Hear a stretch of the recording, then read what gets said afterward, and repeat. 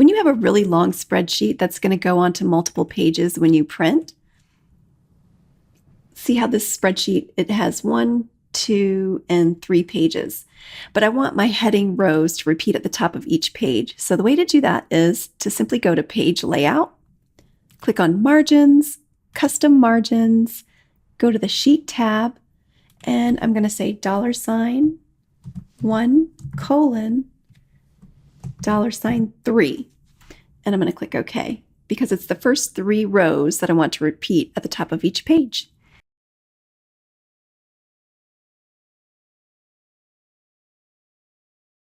Now I go to my print preview and I have the header on the first page, the second page, and the third page. Now, as a bonus, I'm going to show you how you can add page numbers. You go to your page setup again, go to header and footer, custom footer. We'll go into the right section, page number, OK. Now, when you check it out in print preview, you notice that the page numbers are down at the bottom right-hand side of the page.